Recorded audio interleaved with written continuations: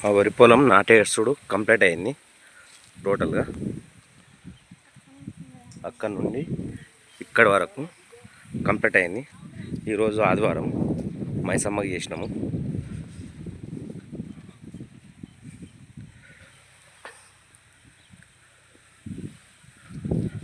దీంట్లో భాగంగా నేను ఇప్పటివరకు దండం పెట్టుకోలేను.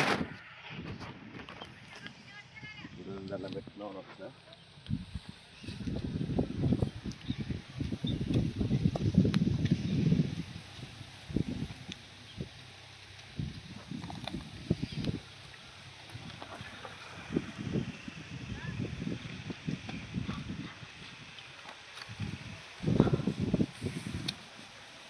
ఓకే, ఎలా ఉన్నారు మరి అందరూ?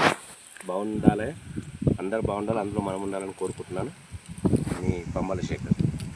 ఈరోజు నేను ఇక్కడ వలస అంటే వలసలు అంటారు.